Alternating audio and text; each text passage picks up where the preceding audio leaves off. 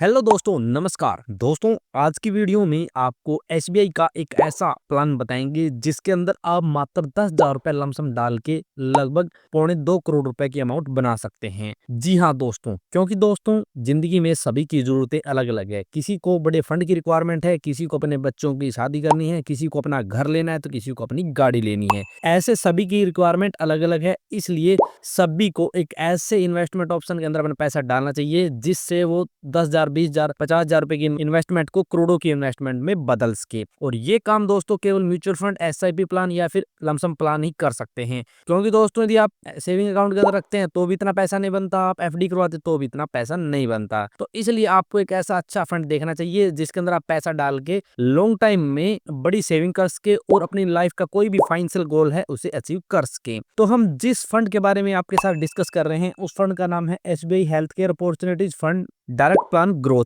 ये एक ऐसा फंड है जिसका करंट एनएवी प्राइस है 474.76 का। और बात करें इस फंड के लॉन्चिंग की तो 2 जनवरी 2013 को लॉन्च किया गया था और फंड साइज है 3335 करोड़ रुपए का। इस फंड के पास्ट परफॉर्मेंस की बात करें तो पिछले 1 साल में इस फंड ने लगभग 44.57% का रिटर्न दिया है। पिछले 3 साल में 25.66% का रिटर्न दिया है। पिछले 5 साल में 30.13% का रिटर्न दिया है। पिछले ऑल टाइम में 18.96% का रिटर्न इस फंड ने अपने कस्टमर को बना के दिया है। तो बढ़िया पास्ट परफॉर्मेंस है, बढ़िया एनएवी प्राइस है और फंड साइज भी एकदम बढ़िया है। और इस फंड के एक्सपेंस रेशियो की बात करें तो 0.89% का इसका एक्सपेंस रेशियो है, जो एक ठीक एक्सपेंस रेशियो माना जाता है। क्योंकि यदि 1% से नीचे एक्सपेंस रेशियो है तो अच्छा एक्सपेंस रेशियो माना जाता है। इस फंड के अंदर आप यदि एसआईपी स्टार्ट करना चाहते हैं तो 500 रुपए से मिनिमम एसआईपी स्टार्ट कर सकते हैं और मैक्सिमम कितने भी रुपए की एसआईपी स्टार्ट कर सकते हैं। और लमसम पैसा डालना चाहते हैं तो मिनिमम 5,000 रुपए से आप लमसम पैसा डाल सकते हैं और मैक्सिमम कितने भी रुपए आप इसके अंदर डाल सकते हैं। तो दोस्तों यदि आप किसी भी फंड के अंदर पैसा लगाते हैं तो आपको कुछ चीजें चेक करनी चाहिए। उस फंड का फंड साइज कितना है, उस फंड का एक्सपेंस रेशियो कितना है, पास्ट परफॉर्मेंस कितनी है, या फिर फंड मैनेजर कौन है। अच्छा फंड मैनेजर है, अच्छा एक्सपेंस रेशियो है और फंड साइज भी अच्छा है तो आपको बेहतरीन रिटर्न देगा फ्यूचर के अंदर और आपकी हजारों की इन्वेस्टमेंट को करोड़ों में बदल देगा। अब बात आती है इस फंड के टॉप होल्डिंग्स की, यानी किस किस स्टॉक के अंदर पैसा डाल रखा है। तो सन फार्मास्यूटिकल इंडस्ट्रीज के अंदर लगभग 12.99% की होल्डिंग है। Max health care institute limited के अंदर लगभग 6.26% की होल्डिंग है।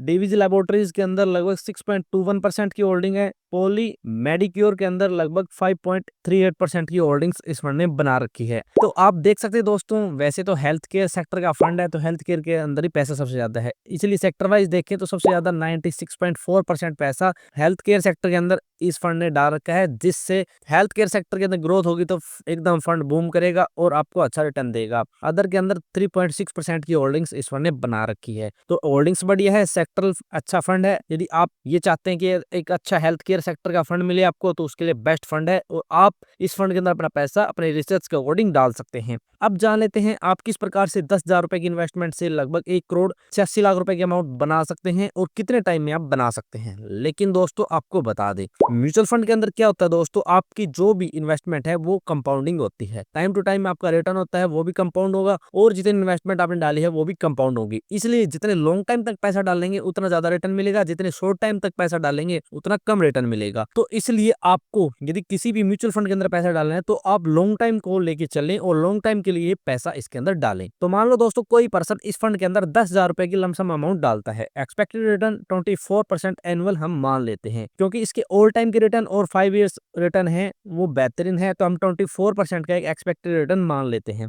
तो वो पर्सन हमारा 10 साल के लिए इसके अंदर लमसम पैसा 10,000 रुपए डालते हैं तो उसे एस्टिमेटेड रिटर्न मिलेगा लगभग 75,944 रुपए और टोटल वैल्यू मिलेगी उसे 85,944 रुपए की। यही 10,000 रुपए 20 साल के लिए डालते हैं तो एस्टिमेटेड रिटर्न मिलता है उसे 7,28,641 रुपए और टोटल वैल्यू मिलती है 7,38,641 रुपए। और 25 साल के लिए पैसा डालता है तो एस्टिमेटेड रिटर्न मिलता है उसे 21,55,420 रुपए और टोटल वैल्यू मिलती है 21,65,420 रुपए। और 30 साल के लिए पैसा डालता है तो एस्टिमेटेड रिटर्न मिलता है 63,38,199 रुपए और टोटल वैल्यू मिलती है 63,38,199 रुपए की। और वही पर्सन 35 साल के लिए 10,000 रुपए की लमसम अमाउंट इस फंड के अंदर डाल देते हैं तो उसे एस्टिमेटेड रिटर्न मिलेगा 1,86,00,000 ₹1,86,540 और टोटल वैल्यू मिलेगी 1,86,10,540 यानी आप 10,000 रुपए की अमाउंट को और 35 साल के लिए इस फंड के अंदर डाल देते हैं लमसम के रूप में, तो आपको लगभग 1,86,10,540 की अमाउंट मिलेगी, जिससे यदि आपका कोई भी फाइनेंशियल गोल है उसे आप अचीव कर सकते हैं। तो दोस्तों इसलिए एकदम बेहतरीन फंड है। यदि कोई पर्सन कोई ऐसा फंड देख रहा है जिसके अंदर उसको रिटर्न अच्छा मिले और उसका पैसा